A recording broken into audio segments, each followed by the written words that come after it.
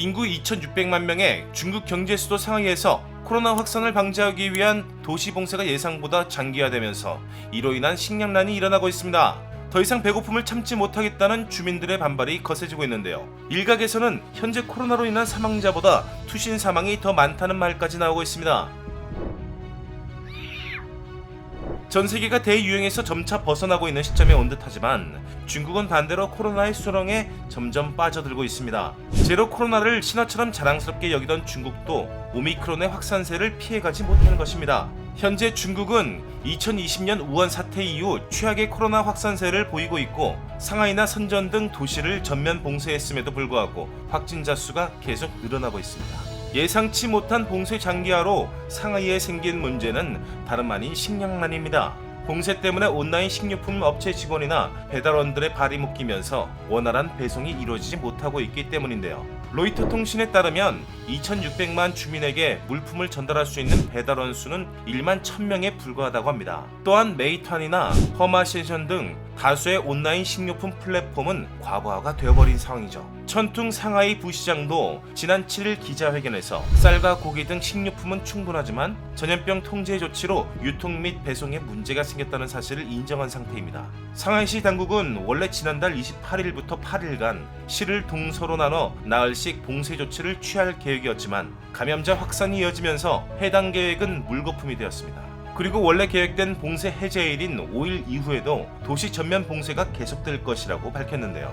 봉쇄 연장 직후부터 이러한 문제가 발생한 뒤 지금까지 해결이 되지 않으면서 주민들의 불만은 점점 커져갈 수밖에 없는 상황입니다. 현재 웨이보 등 중국 SNS에서는 다른 지역에서 상하이로 배송된 식품들이 배급되지 못해 쌓여 썩어가는 사진까지 등장했죠. 평소 이용하던 온라인 플랫폼을 통한 주문이 사실상 불가능해지면서 당장 식량난에 처한 주민들은 공동구매나 물물교환 등 자구책을 마련하기 시작했는데요. 예를 들면 운영 중인 슈퍼마켓을 수소문해서 아파트 단지별로 식자재 등 생활 필수품을 대량으로 주문하는 식이었습니다.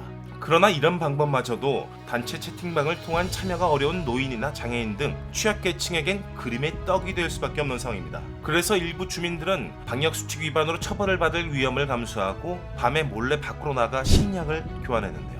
사우스 차이나 모닝포스트에 따르면 상하이 바오상구에 사는 한 중국인은 최근 위챗 단체 채팅방을 통해 계란과 사과를 맞바꾸는 데 성공했다고 합니다. 각자 정해진 장소에 물품을 미리 내어놓고 자정에 가까운 시각에 외출해 이를 가져오는 비대면 방식의 거래였다고 하죠. 그러나 배송이나 배급이 되지 않는 상황에서 이러한 방법들은 한계를 마주할 수밖에 없기에 주민들은 두려움에 휩싸여 있는 것으로 전해집니다. 그래서인지 질서는 점점 무너지기 시작했습니다. 지난 9일부터 웨이보 등에는 무기한 전면 봉쇄로 점점 혼란을 빚고 있는 상하이의 모습들이 속속 올라오기 시작했는데요.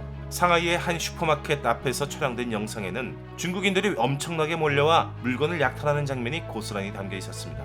또 한 임시병원에서 이불과 식량 등 보급품을 차지하기 위해 격리자들이 서로 몸싸움을 벌이는 영상들도 빠르게 공유되었죠. 외신도 식량난을 겪고 있는 상하이 상황을 소개하고 있는데요. 뉴욕타임스는 지난달 27일 도시 봉쇄 전 일주일치 충분한 국수와 빵을 사뒀지만 이제는 식량이 떨어진 한 주민의 사연을 전했습니다. 이제 배고픈 느낌에 익숙해졌다는 그는 21세기 상하이 같은 대도시에서 조부모 세대가 겪었던 굶주림을 경험하게 될 거라고는 전혀 예상하지 못했다는 심정을 밝혔습니다. 특히 국내외 네티즌들이 충격적이라는 반응을 보이고 있는 영상은 웨이버에 올라온 상하이의 한 아파트 주민들이 식료품이 부족하다고 소리를 지르는 영상이었습니다. 아파트 주민들은 아파트 베란다에 빈 냉장고까지 꺼내 열어놓으면서 코로나에 걸리기도 전에 먼저 굶어 죽겠다는 상황을 표현했고 식료품이 부족하다, 보급품을 보내달라고 소리를 지르며 항의를 하고 있었는데요. 놀랍게도 곧이어 드론이 나타났고 방역 지침을 따라달라, 자유에 대한 갈망을 조절하라,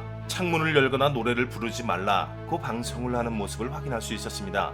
해당 영상은 5일 만에 조회수 500만 회를 돌파했죠. 대책도 없는 봉쇄로 굶어 죽겠다는데 자유에 대한 갈망을 조절하라는 중국, 정말 다른 의미로 대단한 나라입니다. 이처럼 중국에서는 어디에 살든 돈이 있든 없든 무엇을 먹을 수 있을지 걱정해야 한다는 아오성 등이 점차 늘고 있습니다. 심지어 봉쇄 기간 중 일부 사람들은 필요한 의약품을 구하지 못해 사망했다는 보고까지 전해지고 있습니다. 의료 시스템 붕괴는 말할 것도 없겠죠. 투석센터에서 환자가 확진 판정을 받고 밀접 접촉자가 발생해 폐쇄되며 의료진이 격리되는 탓에 혈액 투석 환자들은 치료를 제대로 받지 못하고 있는데요. 정황상 다른 병원의 지원은 꿈도 꾸기가 어렵습니다. 때문에 장기간 투석을 하지 못한 노인이 심근경색으로 사망하는 일이 벌어지기도 했죠. 지금도 만성질환자들은 봉쇄의 희생자가 되고 있으며 치료 지연으로 인한 사망률이 더 높아질 것이라는 우려는 이미 현실이 되고 있습니다. 일부 사람들은 길가에 식물을 캐먹고 식중독에 걸릴 정도로 상황이 심각한 것으로 전해집니다.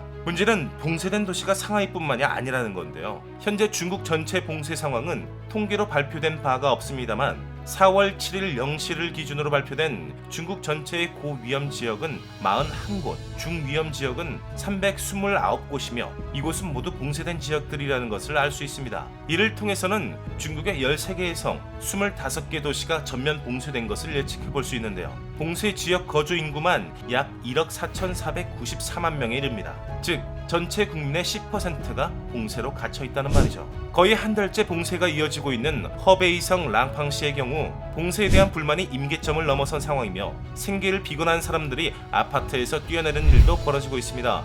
너무나 중국답게 현장의 소식은 빠르게 삭제되었지만 여론은 동요했습니다. 한 랑팡 시민은 코로나에 죽는 사람보다 떨어져 죽는 사람이 더 많은 것 같다며 도대체 어떻게 살라는 것인지 모르겠다는 심정을 밝혀 충격을 더했습니다. 그럼에도 시진핑 주석은 오미크론이 잠잠해질 때까지 버텨야 한다는 고집을 버리지 못하고 있습니다.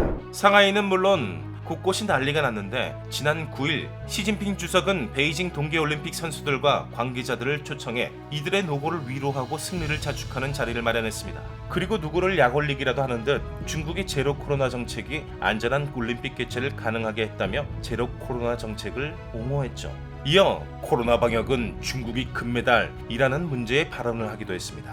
블룸버그 등 외신들은 이러한 시진핑 주석의 발언은 시에 맞지 않다고 지적했는데요. 중국 당국은 눈과 귀를 막고 제로 코로나라는 미명 아래 과도한 조치를 지금도 이어가고 있습니다. 식량난 등 주민들의 생존이 달린 문제는 그들에게 참아내야 하는 일로 여겨지고 있을 뿐입니다. 따라서 전 세계 대부분의 국가가 코로나 바이러스와 공존하는 방향으로 정책을 바꾸고 있는 것과 달리 중국만 엄격한 봉쇄 정책을 고수하고 있다는 것도 이제는 중국인들에게 납득이 되지 않기 시작한 듯합니다. 제로 코로나에 금이 가며 정책을 절대적으로 지지하던 중국인들의 마음이 흔들리는 건 어쩔 수 없는 일이겠죠. 때문에 일각에선 봉쇄로 인한 혼란이 시진핑 주석의 위험을 초래할 수 있다는 전망이 나오고 있습니다. 현재 봉쇄로 들끓는 민심이 시진핑 주석이 지난 2012년 집권한 이래로 직면하게 될 가장 큰 문제나 도전 중에 하나가 될 수 있다는 분석입니다. 실제로 시진핑 주석은 서방보다 우월한 제로 코로나 정책을 바탕으로 안전한 중국을 구축했다는 것을 자신의 최대 업적 중 하나로 삼아왔습니다. 그런데 중국인들이 이에 드물게 비판을 제기하기 시작하면서